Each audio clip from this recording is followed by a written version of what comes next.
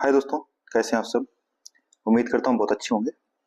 आज हम ये प्रैक्टिस सेट नंबर 1 कर रहे हैं जो मैथ और रीजनिंग से संबंधित है। यह जो प्रैक्टिस सेट है ये यूपीएसआई, बिहार एसआई तथा जो बीपीएससी एईडीओ का एग्जाम है इन सभी में बहुत ही इंपॉर्टेंट रहेगा। तो इसमें हम कॉन्सेप्ट भी समझेंगे और साथ ही साथ जो ट्रिक्स है वो भी समझेंगे। तो आइए शुरू करते हैं। आप भी कोशिश कीजिएगा और फिर बाद में बताइएगा कि आपने कितने प्रश्नों के सही आंसर किए हैं। देखिए, क्वेश्चन नंबर 1 कह रहा है कि इसमें ये जो गुणा दे रखा है, कह रहा है कि इसमें से इकाई का अंक ज्ञात कीजिए। देखिए, इकाई के अंक का ज्ञात करने का सबसे आसान ट्रिक होता है, ये जो भी नंबर दिए हैं गुणे में, इन सभी के इकाई के अंक को नोट कीजिए। जैसे 6, इसका इकाई अंक ये भी 6, यहाँ से 7 और यहाँ से 3, फिर 3, फिर 7 और फिर 1। ये मैंने सभी के इकाई के अंक नोट कर दिए। अब फिर से मैं बनाता हूँ 2-2, तो 6 से 36, 6 6 36, 36 में भी आप जानते हैं इकाई का अंक क्या आएगा, 6 आएगा। तो इन दोनों में इकाई का अंक कितना आ गया, 6 है। वहीं अगर मैं इन दोनों की बात करूं 7 से 21, 21 में इकाई का अंक कितना आएगा, 1। और 7 3 21, यहाँ से भी इकाई का अंक कितना आएगा, 1। और फिर ये तो 1 है। ये अगर इन सबको भी आप मल्टीप्लाई करेंगे तो यहाँ 6 आएगा, यानी कि जो यूनिट डिजिट होगा हमारा वो क्या आ जाएगा, 6 आएगा। तो यूनिट डिजिट इकाई का अंक क्या आ गया हमारा, वो आ गया 6। समझ में आया क्या करना है। फिर से सभी के इकाई के अंक को नोट करके और उनको आपस में 2-2 को गुणा करते जाइए। उनके इकाई के अंक नोट कीजिए और उनको आपस में गुणा कर दीजिए, तो जो अंत में बचेगा वही हमारा इकाई का अंक होगा। तो ये हो गया इसका ट्रिक। आई होप ये समझ गए होंगे। तो इसका आंसर नंबर जो हो जाएगा वो हो जाएगा हमारा 6। ठीक है। नेक्स्ट देखिए, यहाँ पे भी इकाई का अंक यानी यूनिट डिजिट पूछा है। कह रहा है कि ये जो नंबर दे रखा है 12502, इसकी पावर दे रखी है कितनी, 149। तो कह रहा है इसका इकाई का अंक क्या होगा, ये बताइए। देखिए, जब भी ऐसा प्रश्न दिया हो आपको सभी अंक से कोई वो नहीं है, अंतिम डिजिट देखिए वो कितना है, 2। तो 2 जो है इसकी पावर 149 कीजिए इकाई का अंक। अब आपको देखना है कि जो 2 है इसका रिपीटेशन कितने बार में होता है। तो जैसे 2 की पावर 1 यानी 2 1 जा 2, 2 की पावर 2 4, 2 की पावर 3 8, 2 की पावर 4 16 और 2 की पावर 5, तो कितना आएगा 32। वापस रिपीटेशन हो गया।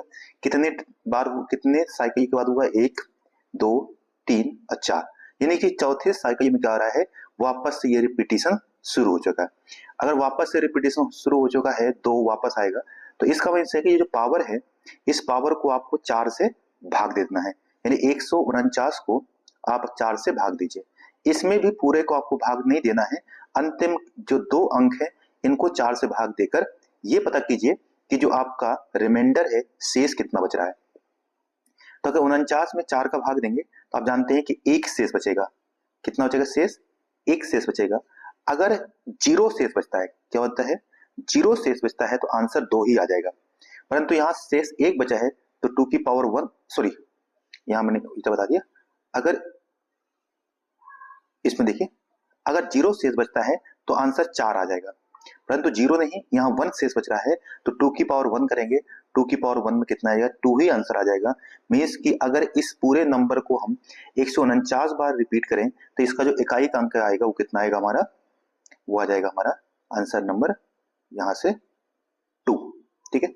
अगर यहाँ पे इकाई का अंक सपोज यहाँ पे 2 न देकर के 3 दिया होता तो हम क्या करते, 3 की साइक्लिसिटी देखते कि 3 कितने बार में रिपीट होता है। तो 3 की पावर 1 3, 3 की पावर 2 9, 3 की पावर 3 तो कितना आएगा 27, और 3 की पावर 4 करेंगे तो कितना आएगा 3 4 3। तो इसमें देख रहे हो कितने बार रिपीट हो रहा है, तो 1 2 तीसरे नंबर पर रिपीट हो रहा है, यानी इसकी साइकिल, सॉरी 3 पावर 4 81 होगा, गड़बड़ हो गया, सॉरी 3 पावर 4 कितना 81, और 3 की पावर 5 जो होगा वो होगा 3 4 3। तो आप देख पा रहे हैं कि ये भी चौथे नंबर पर रिपीट हो रहा है। तो यहाँ पर भी आप डिवाइड करते कि इसको 149 को 4 से तो 1 आता, तो 3 की पावर 1 करते तो इसका आंसर कितना आना चाहिए, 3 आना चाहिए। तो करना क्या है, जो अंतिम डिजिट है बस उसकी हमें साइक्लिसिटी देखनी होती है कि कितने डिजिट बार रिपीट हो रहा है, वही हमारा आंसर होता है। ठीक है दोस्तों, तो इसका आंसर हमारा समझ में आ गया। इसका आंसर क्या जाएगा, 2 हो जाएगा, यही हमारा आंसर है। तो ये हो गया हमारे इकाई का अंक देखने का। अब देखिए इसी टाइप का क्वेश्चन यहाँ दिया है, ये पावर से क्वेश्चन दे रखा है। कह रहा है कि 13 इंटू 13 की पावर दे रखा है, 13 इंटू 13 की पावर 3 दे रखा है, फिर डिवाइडेड बाई दे रखा है 169 इंटू 13 की पावर 3। तो इसको ऐसे नोट कीजिए 13 इंटू 13 की पावर 3 और नीचे दिया है 169 इंटू 13 और इसकी पावर भी 3। देखो पावर सेम है तो इसका मतलब ये अंदर का 13 कट जाएगा और अगर इसको भी काटे 13 13 169, देखिए यानी कि 13 इंटू 13 की पावर 3 दिया है, नीचे कह रहा है 169 इंटू 13 की पावर पूरा 3 दिया है। पावर सेम है ऊपर नीचे, इंटू दिया है 28561 की पावर 2। आप देखो ध्यान से देखें तो ये और ये पावर ऊपर नीचे के सेम है तो ये कट जाएगा, तो 13 से 13 कट गया, इस 13 से काटेंगे 69 को तो 169 को, तो ये भी 13 बार में कट जाएगा। मीन्स नीचे बचा है 1/13 की पावर 3, ठीक है। और ऊपर देखिए कितना बचा है 28561, अगर इसके आप फैक्टर करेंगे तो ये होता है 13 की पावर कितना 4 और उस पूरे की पावर कितना दिया है 2 दिया है, तो 13 की पावर 4 उस पावर की पावर कितना 2 दिया है। यहाँ दिया है 13 की पावर क्वेश्चन मार्क कि बताओ कितना आएगा। अब नीचे कितना है देखिए, ये हो गया 4 दूनी 8, तो 13 की पावर ऊपर 8 दिया है, नीचे 13 की पावर कितना दिया है 3 दिया है और यहाँ दे रखा है 13 की पावर क्वेश्चन मार्क। तो अगर ये 3 से 5 को घटा देंगे, डिवाइड में पावर घटती है तो 8 में से 5 घट जाएगा, सॉरी 8 में से 3 घट जाएगा, तो 8 में से 3 कितना आ जाएगा 5। तो यानी कि जो क्वेश्चन मार्क है वहां कितना आना चाहिए 5 आना चाहिए। तो ये हो गया हमारा इस क्वेश्चन का आंसर। इसमें सीधा सीधा था, ये पावर से क्वेश्चन था तो इसका आंसर कितना हो जाएगा, ठीक है देखिए ये आ जाएगा 5। तो इसका आंसर कितना हो गया हमारा, सीधा सा 5 हो गया। समझिए आप लोग, ठीक है। अगर नहीं यार कमेंट बताइएगा, दोबारा समझा दूंगा। देखिए ये क्वेश्चन बहुत अच्छा है, मैंने आपको एक वीडियो में ये समझाया था किस तरीके से जो बार के क्वेश्चन होते हैं वो करते हैं। इसमें देखिए एक नंबर दिया है, एक बार वही समझते हैं कि बार के क्वेश्चंस को कैसे किया जाता है, फिर इस क्वेश्चन पे आते हैं तो आप आराम से इसका आंसर बता पाएंगे।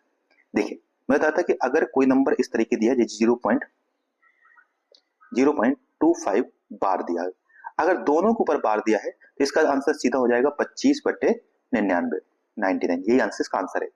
बट सपोज अगर आंसर ऐसे दिया है 0.25 और सिर्फ 5 पे बार है, 2 पे बार नहीं, तो इसका आंसर आएगा 25 तो आएगा ही आएगा, जिस पे बार है उसका 9 आ जाएगा, जिस पे बार नहीं है उसका 0 आ जाएगा। तो 2 पे बार नहीं था उसका 0 आ गया, 5 पे बार था उसका 9 आ गया और जिस पे बार नहीं उतना माइनस कर दीजिए ऊपर। तो 25 में 2 माइनस करेंगे कितना आएगा 23 और अपॉन में 90। ये एक तरीका होता है इसको करने का। अब इस क्वेश्चन में देखिए ध्यान से, तो अगर आप ध्यान से देखें इसको तो कह रहा है यहाँ से फर्स्ट क्वेश्चन कह रहा है 0.557, तो 2 पर इनमें बार है और इस 5 पे बार नहीं है, तो यानी कि जो 557 है इसमें से 2 9 आ जाएंगे और एक तो 0 आ जाएगा और साथ में ये 5 को माइनस करना पड़ेगा। समझ गए, मैं डायरेक्ट कर देता हूँ। देखिए तो 557 और 5 माइनस करेंगे कितना आएगा यहाँ पे, तो ये आ जाएगा 552/990। तो एक बार देखिए इसका आंसर क्या आएगा, इसका आएगा 552/990, राइट। समझिए सेम क्वेश्चन यहाँ देखिए इसमें भी होगा, इसमें 355 है, 355 में 3 तो माइनस होगा तो कितना आ जाएगा 352 आ जाएगा और नीचे 990 क्योंकि 2 का 9 और एक 0, तो 990 यहाँ पर भी। और सेम इसमें भी देखिए, इसमें से 245 में 245 में 2 माइनस करेंगे कितना आएगा 243 और अपॉन में 990। अगर आप इन सभी को जोड़ दीजिए, नीचे का डिनोमिनेटर सेम है तो ऊपर सभी को जोड़ दीजिए, तो 3 2 5 2 7, तो 7 ऊपर आएगा, ठीक है। ऑप्शन में देख सकते हैं, अगर आगे नहीं करेंगे अगर ऐसा है तो, सॉरी एक तो कुछ गड़बड़ हो गया क्या, यहाँ 3 और ये, सॉरी यहाँ 3 आएगा ना, हाँ ठीक है, और ये 2 4 3, तो ऑप्शन में 3 2 5 2 7 आना चाहिए, जो कि नहीं आ रहा ऑप्शन में, किसी में है क्या, नहीं है। अच्छा सॉरी यहाँ पे माइनस करना है, सॉरी ये थोड़ा सा ध्यान मिस्टेक हो गया हमसे, यहाँ पर क्या करना है माइनस करना है, इन दोनों को ऐड करना है और इसको माइनस करना है। तो एक काम करते हैं, तो ये जोड़ देते हैं फिर माइनस कर देते हैं। देखो 552, इसमें से 3 4 3 आप माइनस कर दीजिए, 3 5 2 माइनस कर दीजिए, तो यहाँ से 0 और ये बचेगा 5 में से 5 गए तो यहाँ भी 0 और 5 में से 3 गए तो 2, तो 200 और 243 और जोड़ दीजिए तो 443 443 और अपॉन 990, ऑप्शन नंबर बी हमारा एकदम करेक्ट है। तो समझ गए होंगे आप, आई होप ये कॉन्सेप्ट था, इसका कॉन्सेप्ट समझ के इन दोनों को माइनस करके इसको जोड़ना था, तो वही कर दिया हमने यहाँ पर। ठीक है, तो इसका आंसर होगा हमारा ऑप्शन नंबर सी। ठीक है, इसका आंसर होगा कितना, ये हो गया 443 अपॉन में 990। नेक्स्ट देखिए, इस टाइप के क्वेश्चन में आप एलसीएम एचसीएफ तो आप जानते हैं, पर आप ध्यान से देखिए, यहां दिया है फ्रैक्शन में, कितना दिया है 21/22 और दिया है 23/24। अब आप जब भी ऐसा कोई क्वेश्चन देखिए, और इसमें क्या पूछा हमसे, इसमें पूछा है एलसीएम, तो जब भी फ्रैक्शन पूछे तो ऊपर क्या करना, आपको एलसीएम निकालना होता है, नीचे का एचसीएफ। ठीक है, और अगर कभी इसका अपोजिट पूछे, अगर आपसे ऊपर एचसीएफ पूछ दे कि इसका इन दोनों का एचसीएफ क्या होगा, तो ऊपर का एचसीएफ और नीचे का एलसीएम, ये एक तरीका होता है फ्रैक्शन में अगर कोई नंबर है तो। ठीक है, तो अगर देखिए 21 और 23 की बात करें, हमें क्या पता करना है एलसीएम, तो 21 और 23 की बात करें तो 21 और 23 में कुछ भी कॉमन नहीं है कि जिससे दोनों कट रहे हो, तो सीधा सीधा इनको गुणा हो जाएगा, क्योंकि ये क्या है को प्राइम नंबर है, यानी ऐसे नंबर जिनका कुछ भी कॉमन नहीं है, जिनसे सेम नंबर से कट रहे हो। तो अगर आप 21 और 23 को गुणा कर दीजिए, ठीक है, तो यह आ जाएगा 3 1 3, 3 2 6 और 2 1 2 और 2 2 4, तो 3 6 2 8 4 3, तो 483। ठीक है, 483 कहां पर है, और नीचे 22 और 24 में सिर्फ दो ऐसा नंबर जिससे 22 भी कटता है 11 बार में और 24 भी कटता है 12 बार में, तो नीचे 2 आएगा, एचसीएफ कितना आ गया 2, ऊपर कितना आ गया 483, तो ऊपर का एचसीएफ नीचे का एचसीएफ, यही इसका आंसर है। कॉन्सेप्ट समझ गए होंगे तो आप आराम से कर पाएंगे। जब भी फ्रैक्शन में दिया है, जो भी पता करना है उसको ऊपर रखिए, उसका अपोजिट नीचे। एचसीएफ पता करना है तो ऊपर एचसीएफ और नीचे एचसीएफ, और इसका अपोजिट अगर एचसीएफ पता करना होता तो ऊपर का एचसीएफ और नीचे एचसीएफ करना होता, इतना सा याद रखिएगा। ठीक है दोस्तों, तो इसका आंसर क्या हो जाएगा हमारा 483 अपॉन में 2। अब ये देखिए एक बेहतरीन क्वेश्चन है, कह रहा है कि 11A कितना दिया हुआ है, देखिए क्या कह रहा है कि 11A बराबर 14B, हमें A अनुपात B अनुपात C पता करना है। तो एक काम कीजिए, B को नीचे भेज दिए के, तो A के नीचे B आ जाएगा, तो 11 कहाँ जाएगा 14 के नीचे, तो ये आ जाएगा 14 अपॉन में 11, मीन्स कि A अनुपात B जो आ गया, A रेशियो B कितना आ गया 14 रेशियो, सो ये 13 है, सॉरी बार बार मिस्टेक हो रही है, यहाँ पे ये 13 है, तो ये कितना आ गया 13 आ गया, 14 रेशियो 13। वहीं अगर यहाँ देखें तो ये है कि देखिए 11B बराबर 13C, यहाँ भी सेम करेंगे, तो आप C को नीचे भेज दीजिए, तो B अपॉन C बराबर आ जाएगा 13 अपॉन में 11, तो कितना आ गया देखो B रेशियो C बराबर 13 रेशियो 11। अब ऐसे केस में जब हमें A ratio B ratio C पता करना होता है, तो हमें B को बराबर करना होता है। यहाँ पर B देखो ऑलरेडी बराबर है 13, यहाँ पर भी है 13, यहाँ पर भी है, तब इसका सीधा आंसर क्या हो जाएगा 14 रेशियो 13 रेशियो 11, यही हमारा आंसर हो जाएगा। तो 14 रेशियो 13 रेशियो 11, तो कहां पर है ऑप्शन नंबर देखिए, तो ये है हमारा ऑप्शन नंबर बी में है 14 रेशियो 13 रेशियो 11। ठीक है, आइए समझ गए होंगे, नहीं समझे हैं तो दोबारा समझा देता हूं मैं आपको एक बार फिर से, देखिए इसी क्वेश्चन को, ठीक है, रिवाइज करवाता हूं वापस से। इसमें देखिए यहां दिया था हमारा, कह रहा था कि 13, ठीक है मैं जूम कर लेता हूं, ये दिया था 13A बराबर 14B दिया था, तो हमने क्या किया था कि B को नीचे भेजा था A के, तो ये हो जाता है A रेशियो B बराबर 13 नीचे आएगा तो 14 रेशियो 13, ये हो गया था।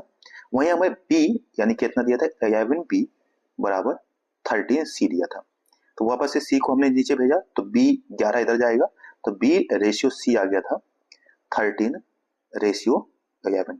अब आप देखो कि इसमें हमें B को बराबर करना होता है दोनों में, जब भी A ratio B ratio C करना होता है, तो देखो यहाँ पे भी 13 है, यहाँ पे भी 13 है, तो मीन्स एक बार 13 किया तो A ratio B ratio C बराबर आ जाएगा 14 रेशियो 13 रेशियो 11, तो यही हमारा आंसर हो जाएगा। ठीक है, 14 13 रेशियो 11, यही हमारा आंसर है। अगर सपोज कि कभी जैसे अभी मैं आपको एक थोड़ा समझाता हूँ इसमें, और अब समझ गए होंगे आप, अभी इसी में देखिए कभी कभी क्वेश्चन डायरेक्ट ऐसे दे देता है, जैसे कि आपको कहेगा कि सपोज A/B दिया है 2/5 और B रेशियो दिया है C, ये दिया है 3/, ठीक है, 3/7 मानते हैं। कितना दिया है? 3/7। अब आपसे कह देगा कि A/B/C बताइए क्या है। अब यहाँ पर देखो B दोनों में सेम नहीं है, यहाँ 5 है, यहाँ 3 है, तो हम क्या करेंगे, इसको आसान तरीका ये होता है कि 2/3 ऐसे नोट कीजिए ऊपर का, और फिर 2/5 और इसको बराबर करना है ना, तो 3/7 रखिए, ठीक है, B को B के नीचे। अब इसको इससे गुणा कीजिए 3 को, और इसको इससे कीजिए, तो 3 2 6 और 3 5 15, और आखिरी का एक बार आखिरी मोड़ा कर दीजिए 5 7 35, तो ये आएगा 15/35 A/B/C, ठीक है। तो आइए समझ गए होंगे ये। अब देखिए नेक्स्ट क्वेश्चन, तो इसका आंसर क्या आ गया था हमारा, ये आ गया था बी नंबर। नेक्स्ट देखिए तीसरा क्वेश्चन कह रहा है, ठीक है, कह रहा है कि यदि 430 का ठीक है, 430 का 20%, 430 का जो 20% है वो 540 के 40% से x% कम है। कितना है? x% कम है। तो पूछा है कि x का मान क्या होगा, ठीक है, पॉइंट के 2 डिजिट बताना है। तो सीधा देखिए क्या कह रहा है कि 430 जो है 430 का मान होता है गुणा 20 अब प्रतिशत में डिवाइडेड बाई 100, ठीक है। तो कह रहा है, वापस देखिए थोड़ा सा मैं उसमें कर देता हूं आपको, यहां से एक सीट लेते हैं, ठीक है।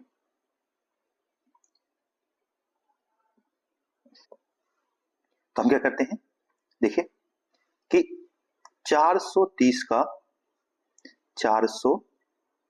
का मान गुणा 20% में 20% में 100, तो 430 का मान गुणा 120 तरफ बराबर किसके 540 540 के 40%, तो 40 का 40 बटे 100 गुणे कम है, कितना कम है x%, तो x हमेशा किस में कम होता है 100 में से, 100 में से अधिक कहता था जोड़ देते, और 100 में से x% कह रहा है कम है, तो हमने कम कर दिया प्रतिशत, तो नीचे 100, ये 100 से ये 100 कट गया, और इस 100 के 2 जीरो से यहाँ पे हमने 2 जीरो काट दिए, तो देखिए बचा क्या, यहाँ बचा है हमारा 430 इंटू 20, और नीचे भेज दीजिए आप इनको 4 को और 54 को, तो 4 और 54 नीचे आ गया, बराबर दिया है 100 माइनस x, राइट।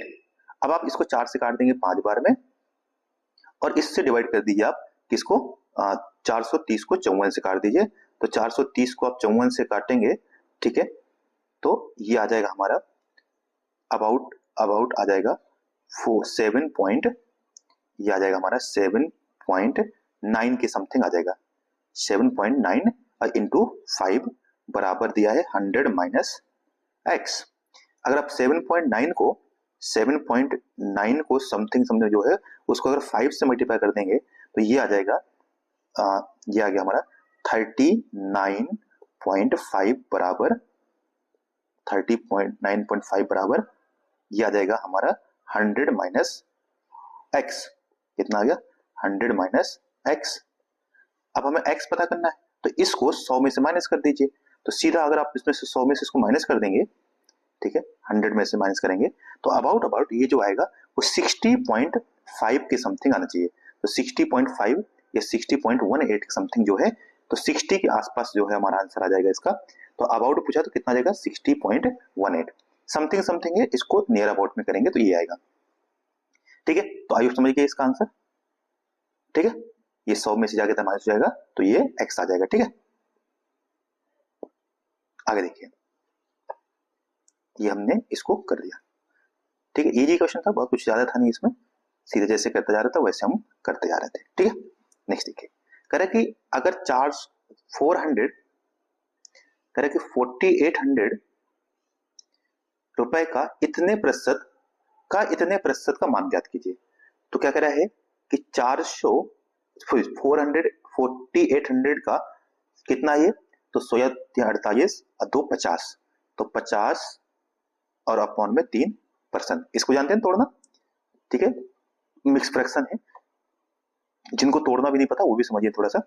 इसको कैसे लिखते हैं, तो इन दोनों को गुणा करते हैं, 16 या 48 और फिर जो आएगा उसमें जोड़ते हैं, तो ये आ जाएगा 50 अपॉन में 3%, ठीक है। अब फिर कह रहा है उसका 0.25%, तो एक तो हम इसी को निकाल लेते हैं पहले कि जो हमारा 4800 है, ठीक है, 4800 का कितना कह रहा है, का मतलब 50/3, अब प्रतिशत है तो बटे 100 भी आ जाएगा, तो ये दोनों काट दीजिए, 2 जीरो से 2 जीरो कट गया, 3 से काटेंगे तो 3 एकम 3 और एक बचेगा 18, 3 6 जा 18, तो कितना देखिए, अब 100 या 5 80, तो 80 और एक जीरो और है तो ये आ जाएगा 800।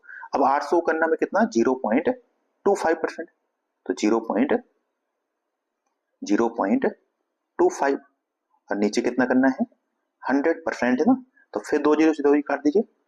अब 8 का गुणा करेंगे 25 6 200 और 2 अंक के बाद पॉइंट, तो आंसर कितना जाएगा सिर्फ 2 रुपए, तो इतने इसका आंसर क्या जाएगा हमारा 2 रुपए, इसका आंसर आ गया, ठीक है।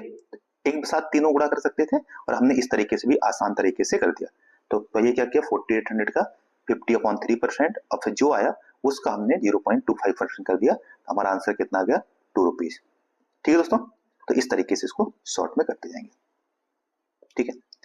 आगे देखिए नेक्स्ट क्वेश्चन कह रहा है कि एक फोन जो है, एक फोन को इतने में खरीदा गया था 4300 में और उसको बेचा गया कितने में 4945 रुपीज में बेचा गया।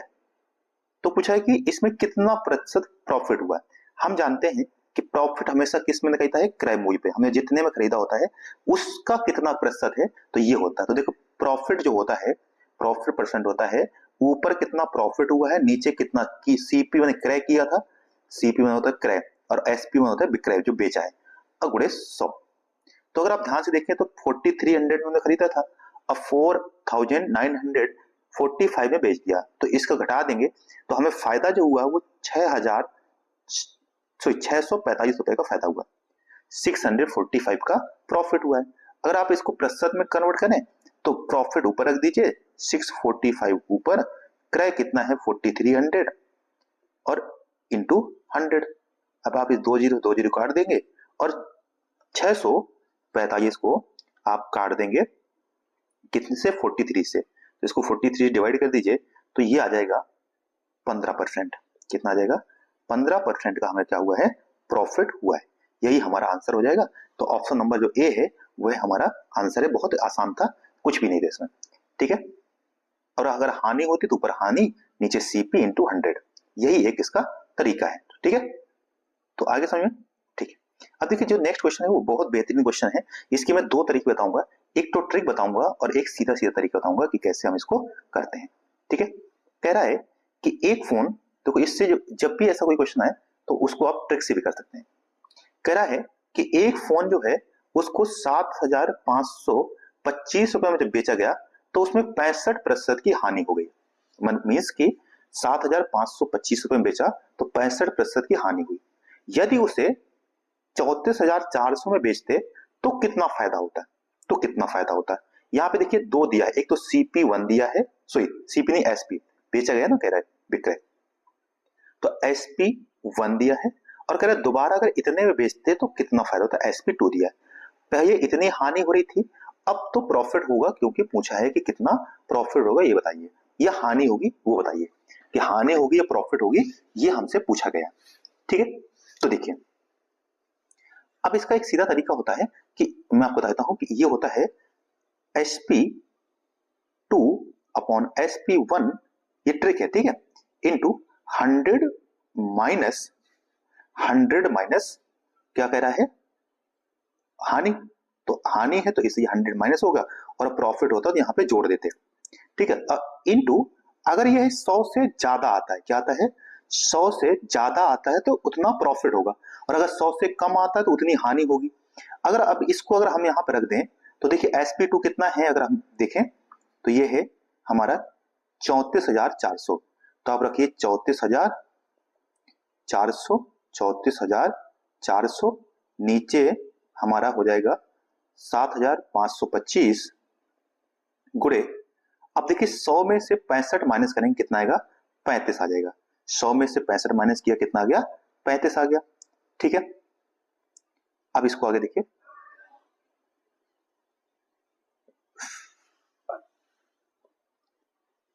अब इसको काटे हम, देखिए 5 से 35, 7 से काट दिए और यहां भी काट दीजिए तो कितना, देखो 5 एकम 5, बचेगा 2, 25 हो गया, 5 बचे 25। ठीक है, फिर 2 में भाग दिया जाएगा 0, अब फिर 5 बचे 25, ये आ गया। अब अगर इसको आप और काट दें, 7 से काट दीजिए, 7 दूनी 14, 1 बच जाएगा। ठीक है, 10 हो जाएगा, 7 दूनी 14, 1 बच जाएगा, 10 हो जाएगा, 7 एकम 7 और 7 बना 35। अब 215 से अगर आप 34,450 को काटेंगे तो ये 160 बार में कट जाएगा। अब आप देख पा रहे हैं 100 से ज्यादा आ रहा है, मीन्स प्रॉफिट हुआ। कितना प्रॉफिट हुआ, 100 में से माइनस कर दीजिए तो 60% का प्रॉफिट हुआ। अगर यह 60 से कम आता तो हानि होती, मीन्स किसमें 60% का हमें क्या हुआ है, प्रॉफिट हुआ है। तो ये जो फॉर्मूला है ये हमेशा याद रखिएगा, अगर यह 100 से ज्यादा आएगा तो प्रॉफिट होगा, 100 से कम आएगा तो हानि होगी, और जितना आए उसमें से 100 से माइनस करना है, उस हिसाब से इसका आंसर हमारा आ जाएगा। सीधा याद रखिएगा, SP2 अपॉन SP1 इंटू 100, अगर प्रॉफिट है तो 100 में से उतना जोड़ देंगे और हानि है 100 में से उतना घटा देंगे। 100 से ज्यादा है तो प्रॉफिट, 100 से कम आए तो हानि। ठीक है, तो ये 100 से ज्यादा 160 आया तो 60% का क्या हो गया, प्रॉफिट हो गया। ये इसका सीधा आंसर है। ठीक है, नेक्स्ट देखिए, कह रहे एक स्मार्ट टीवी को 15,000, ठीक है, तो 1,55,000 रुपए में खरीदा गया था। इसके अंकित मूल्य पर, यानी जितनी उसकी कीमत थी उस पर 35% की वृद्धि की गई, तो 35 पे बढ़ा दिया गया, और यह अंकित मूल्य पर हुए उसी अंकित पर 20% घटा दिया गया। इसका भी एक देखिए ट्रिक है। एक तो यह है कि हम 1,55,000 में से पहले तो 135 वृद्धि किया गया है, तो 100 में से 35 यानी 135 बटे 100। अब फिर इसमें से 20% घटा दिया गया, तो 20 घटा दीजिए तो 80 बटे 100। ठीक है, अब आप इसको 100 ही करेंगे, यहां से जितना भी आएगा, ठीक है, 3 जीरो ये कट गया, यहां से एक 80 कट गया। अब ये जो आएगा उसको गुणा करेंगे 155, ठीक है, ये जीरो कट चुके हैं, 155 गुणे 135 और गुणे 8, इसको गुणा करेंगे तो ये क्या आएगा हमारा, ये आ जाएगा, ठीक है, विक्रय मूल्य। और क्रय मूल्य आपको दिया है कितना, अब फिर उससे आप प्रॉफिट लगाएंगे, प्रॉफिट बटे CP इंटू 100 करेंगे तो ये आएगा। ठीक है, इसका जो डायरेक्ट ट्रिक क्या है, कह रहा है कि बढ़ाया गया फिर घटाया गया, किसमें, अंकित मूल्य पर ही। तो जब भी ऐसा क्वेश्चन आए कि बढ़ाए घटाए, तो इसका सीधा से बताया मैंने आपको एक ट्रिक कि x plus y plus x into y upon 100। अगर घटाया गया तो माइनस आ जाएगा, बढ़ाया गया तो प्लस आ जाएगा। तो बढ़ाया गया है तो कह रहे 35% पॉजिटिव, फिर 20 घटाया गया तो -20, और प्लस माइनस तो माइनस आएगा, 35 गुणे 20 बटे 100, 20 पंचे 100, 5 बार में कट गया, अब 5 सते 35, 35 में से 20 घटाया तो बचेगा 15, अब 15 में से 7 माइनस के तो आ जाएगा 8%, पॉजिटिव आ रहा है, मीन्स 8% का ही उसको फायदा हुआ होगा। तो ऑप्शन नंबर इसका क्या हो जाएगा, डी हो जाएगा इसका डायरेक्ट आंसर। तो दोनों तरीके हैं, आप उससे भी कर सकते हैं और इससे भी कर सकते हैं, ये हमारा आंसर है। ठीक है, नेक्स्ट देखिए, अब ये साधारण ब्याज और चक्रवृद्धि ब्याज से क्वेश्चन से कह रहा है कि एक 7 वर्षों के लिए 27% प्रति वर्ष की दर से 21,950 रुपए, कितना, 21,950 रुपए का मिश्र धन क्या होगा। तो पहले हम ब्याज ज्ञात करते हैं। अब जानते हैं कि जो ऐसा ही होता है, साधारण ब्याज जो होता है वो होता है PRT अपॉन में 100। P माने प्रिंसिपल, जो 21,950 है, यानी कि जो मूलधन है, उसका दर कितनी है, दर करें 27% है, और इसमें समय कितना है तो 7 वर्ष है, और नीचे कितना है तो 100 है। ठीक है, तो 21, ठीक है, 21,950, एक जीरो से जीरो काट दीजिए और इसको गुणा कर दीजिए, तो 21,950 को 27 से और गुणे, ठीक है, 21,950 को गुणा कर दीजिए 27 से, 50 तो जीरो कट गया, तो 21,95 गुणे 27 कर दीजिए और गुणे 7 कर दीजिए। तो इसको जो करेंगे गुणा करने के बाद ये आएगा 41,000, ठीक है, 414855 ये आएगा, और इसमें नीचे 10 भी है तो पीछे से एक अंक बाद पॉइंट आ जाएगा। तो कितना देखिए 414855 85.5। अब आप इसको, ये तो आ गया ब्याज, यानी इतना ब्याज देना पड़ेगा, और इस ब्याज को अगर आप इसमें जोड़ दीजिए, किसमें, ठीक है, आप मूलधन में जोड़ दीजिए, तो क्या आ जाएगा हमारा, ये आ जाएगा हमारा सीधे सीधा मिश्र धन आ जाएगा। तो 21,950 को आप जोड़ देंगे, ठीक है, इसमें से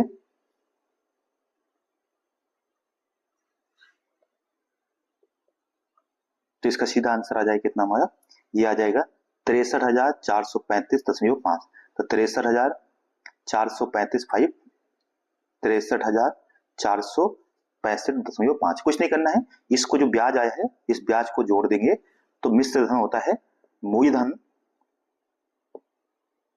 प्लस ब्याज, ठीक है। तो हमारा ब्याज से इसको हमने जोड़ दिया, तो सीधा आ जाएगा 63,435.5। ठीक है दोस्तों, तो ये याद रखिएगा, इसमें कुछ नहीं था, सीधा फॉर्मूला बेस्ड क्वेश्चन था जो हमने कर दिया, ठीक है। अब देखिए नेक्स्ट क्वेश्चन, देखिए कह रहे कि किस साधारण ब्याज की दर से, यही सूत्र काम हो करेगा इसमें भी, किस साधारण ब्याज की दर से, यानी इस बार हमें दर ज्ञात करना है कि जो इसका दर से इतने रुपए की राशि पर 5 वर्ष में ब्याज कितना होना चाहिए, इतना होना चाहिए। तो इस बार हमें क्या पता करना है, इस बार हमें पता करना है दर, ठीक है, यानी रेट पता करना है। तो रेट पता करना, देखिए ये सिंपल सा SI गुणे 100 अब बटे प्रिंसिपल इनटू टाइम। अगर ये पता करना हो तो रेट नीचे आ जाएगा, ये ऊपर पहुंच जाएगा, सीधा सूत्र है। तो SI कितना है, देखिए 950 गुणे 100 बटे 4,750 मूलधन दिया है और समय दिया है 5 वर्ष, ठीक है। तो ये आप यहां से 0 से 0 काट दीजिए और 5 से काट दीजिए, तो 19 बार में ये कट जाएगा 95, ठीक है। तो ऊपर हो गया 19,000 और नीचे हो गया 475। तो अगर 1900 को आप 475 से भाग दे देंगे, ठीक है, 1900 को 475 से आप भाग दे देंगे, ठीक है, तो ये आ जाएगा हमारा कितना, 475। आप इसको काट दीजिए तो ये कट जाएगा 4 बार में, तो कितना आ जाएगा, 4% की दर से इसको अगर हम साधारण ब्याज पर देते हैं तो हमारा 5 वर्षों में 4,750 रुपए 950 रुपए का ब्याज देंगे। तो आंसर नंबर क्या हो जाएगा इसका, जो सी है वो सही हो जाएगा, ठीक है दोस्तों। तो ये हो गया हमारा इसका आंसर, ठीक है, कितना आ जाएगा 4%। नेक्स्ट देखिए, इसका कह रहा है, ये चक्रवृद्धि ब्याज से क्वेश्चन है, कह रहे साधारण ब्याज की दर से, सॉरी चक्रवृद्धि ब्याज की दर से गणना करने पर, ठीक है, चक्रवृद्धि ब्याज की गणना करने पर ये पाते हैं कि 30% ब्याज की दर पर उधार दी गई राशि 17,000, जो 17,500 रुपए है, यह है राशि 29,575 रुपए हो जाती है। तो कितने वर्षों में हो जाएगी, टाइम पूछा है। देखिए इसका सीधा सूत्र होता है P बराबर, सॉरी A बराबर, A माने होता है अमाउंट, अमाउंट माने मिश्र धन, बराबर होता है P1 प्लस R बटे 100 की पावर n। सीधा है, A माने कितना हो जाएगा, P माने हमने कितना इन्वेस्ट किया था, R माने कितना रेट है, n माने कितना समय है। तो देखिए कितना हो रहा है, कह रहा है कि ये हो रहा है 29,575 रुपए, बराबर A कितना कह रहा है, 17,500 हमने इन्वेस्ट किया था, ठीक है, 1 R कितना है, तो R है 30 बटे 100 की पावर n। 3 से काट देंगे, 10 पर 0 कट जाएगा, 0 0 कट गया, 10 से कम 10 और 3 13 है, और ये इसको नीचे भेज दीजिए इसके, तो देखिए कितना आ जाएगा 29,575 अपॉन 17500 बराबर ये हो जाएगा 13 बटे 10 की पावर n। अगर आप इसको काट देंगे तो नीचे बचेगा सिर्फ 100 बार में, और 175 का इसमें काटेंगे तो ये आ जाएगा 169 बार में। तो देखिए ऊपर कितना आ गया 169, नीचे कितना आ गया 100, बराबर इधर है 13 बटे 10 की पावर n। अगर 169 करें तो 169 जो होता है वो 13 का स्क्वायर होता है, और 100 जो होता है वो 10 का स्क्वायर होता है। तो ये हो जाएगा 13 बटे 10 का स्क्वायर बराबर 13 बटे 10 की पावर n। तो n का मान कितना आ जाएगा, 2 वर्ष, अर्थात 2 वर्षों में अगर हम 17,500 रुपए इन्वेस्ट करेंगे चक्रवृद्धि ब्याज की दर से, तो ये है 29,575 रुपए हो जाएगा। इसका सीधा आंसर कितना हो जाएगा हमारा, 2% हो गया। ये है हमारा चक्रवृद्धि ब्याज से संबंधित क्वेश्चन। ठीक है दोस्तों, अब आइए एक और क्वेश्चन देखते हैं। ठीक है, ये भी चक्रवृद्धि ब्याज से ही संबंधित है। ठीक, कॉन्सेप्ट समझते जाएंगे तो आप किसी राशि को, सॉरी ये देखिए क्या कह रहा है, किसी राशि में साधारण ब्याज की दर से 4 वर्षों में 60% की वृद्धि हुई है। तो किसी राशि में साधारण ब्याज की दर से 4 वर्षों में 60% बढ़ गया है, तो समान ब्याज पर 2 वर्ष के लिए यदि इतने रुपए पर चक्रवृद्धि ब्याज कितना होगा, कि जो ब्याज रेट उसमें साधारण ब्याज पर था वही अगर हम चक्रवृद्धि ब्याज पर यूज करें तो इस पर कितना ब्याज प्राप्त होगा, ये हमसे पूछा गया है। ठीक है, आइए देखते हैं इसको। अब इसे तो हमें तो एक तो पता करना पड़ेगा रेट। देखो 4 वर्षों में कितना प्रतिशत की वृद्धि हुई है, 4 वर्षों में वृद्धि हुई है 60% की, तो यानी कि प्रतिवर्ष की जो दर होगी, दर कितनी होगी, वो होगी 15%। कैसे, 60 में 4 का भाग दिया तो 15% आर आ गया। अब हमें यहाँ पे देखिए, मैं बताया था ये सूत्र है ए बराबर पी 1 प्लस आर बटे 100, परंतु ये तो आया था मिश्र धन, परंतु अगर हमें चक्रवृद्धि ब्याज ज्ञात करना हो तो इसका जो सी आई होता है यानी कंपाउंड इंटरेस्ट होता है, ये होता है सीपी ब्रैकेट में 1 प्लस आर बटे 100 की पावर एन, ठीक है, और -1, क्योंकि माइनस ये हो जाएगा 1, ये इसका सूत्र होता है। अब देखिए रखिए, तो यहाँ पे कंपाउंड इंटरेस्ट कह रहे कितना दिया है, तो ये दिया है 49,500, तो सी पी दे रखा है, यानी कि जो हमारा पी प्रिंसिपल, सॉरी सीपी कह रहा हूं यहाँ पे, पी कितना दे रखा, प्रिंसिपल दे रखा कितना यहाँ पे, वो दे रखा है 49,000, तो 49,500 ब्रैकेट में 1, आर दिया है 15 बटे 100, और फिर उसकी पूरी की पावर कितना दे रखा है, ये है एन, एन कितना है 2 वर्ष, तो एन का मान 2 और -1। ठीक है, तो ये 49,500 गुणे 105 से काट भी सकते हैं, तो 5 से 15 और 20 पंचे 100, तो 20 से कम 20 और 3 23, 23 बटे 20 की पावर 2 और -1। इस सबको अगर जब आप सॉल्व करेंगे, ठीक है, तो देखिए ये आएगा 49,500 गुणे, इसको स्क्वायर कर दीजिए 20 का स्क्वायर करके, और जब ऐसे में जाएंगे तो ऊपर आ जाएगा 129 बटे 400। कैसे, 1 का स्क्वायर मानेंगे ना, तो ए स्क्वायर माने 20 स्क्वायर करके एक बार जोड़ दीजिए, एक बार घटा दीजिए, तो इतना आ जाएगा। अब आप इस 2 जीरो काट दीजिए, 4 से काट दीजिए, और एक पॉइंट में आंसर आ जाएगा कितना, तो गुणा करने पर 15963.75, तो इसका आंसर आ जाएगा हमारा 15963, ठीक है, ये आ जाएगा इंटू 75, तो ये हो जाएगा हमारा आंसर। तो ये फॉर्मूला है, इसको याद रखिएगा, यही हमारा इंपॉर्टेंट है। ठीक है, इसकी एक ट्रिक मैं और बता दूंगा आपको, ठीक है, इसकी एक ट्रिक भी बताऊंगा, अभी इसको यहीं से ऐसे करते हैं। ठीक है, आगे देखिए, नेक्स्ट क्वेश्चन है 16, कह रहा है कि अवंतिका ने, ठीक है, एक व्यापार शुरू किया है, ठीक है, अवंतिका ने एक व्यापार शुरू किया है, ठीक है, कितने रुपए, 24,000 रुपए इन्वेस्ट करके के साथ एक व्यापार शुरू किया, और जो भारद्वाज है, भारद्वाज ने 36,000 रुपए के साथ उसमें भागीदारी की। यदि वर्ष के अंत में जो प्रॉफिट हुआ है, दोनों ने बराबर बराबर विभाजित किया, यानी कि जितना फायदा हुआ है उन्होंने बराबर बराबर बांटा है, तो भारद्वाज ने उसमें कितने महीने बाद भागीदारी की थी, ये पूछा है कि कितने महीने बाद भागीदारी की होगी। देखिए सीधा सा होता है कि इनके इन्वेस्टमेंट का जो अनुपात होना चाहिए वही अनुपात में प्रॉफिट भी बढ़ना चाहिए। मानते हैं कि शुरुआत में इसने इन्वेस्ट किया था कितना, अवंतिका ने 24,000 इन्वेस्ट किया है, कितना किया है 24,000, कितने महीने का मानते हैं, इसने किया 12 महीने का, और भरद्वाज ने कितना किया है 36,000 इन्वेस्ट किया है, ठीक है, 36,000 कितने महीने का, तो मानते हैं x महीने का, तो अनुपात, इसका अनुपात कितना चाहिए, वही अनुपात जो प्रॉफिट का है, प्रॉफिट का अनुपात क्या करे 1:1, बराबर बराबर है, तो 24,000 इंटू 12 बटे 36,000 इंटू एक्स बराबर 1:1, ठीक है, सेम अनुपात होता है, तो ये 3 जीरो इसके कट गया, ठीक है, 12 3 36, तो देखो 24 बटे 3x बराबर 1/1। 3 से कट जाएगा 8 बार में, क्रॉस कर देंगे तो x बराबर कितना आ जाएगा 8।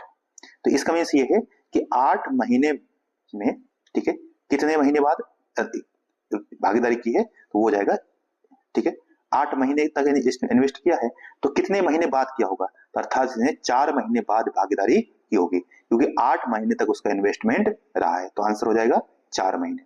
समझ आएगा, क्योंकि 8 महीने तक इन्वेस्टमेंट किया है तो बचे कितने, कितने महीने बाद किया शुरू किया होगा, तो 8 को 12 में से माइनस करेंगे तो 4 महीने।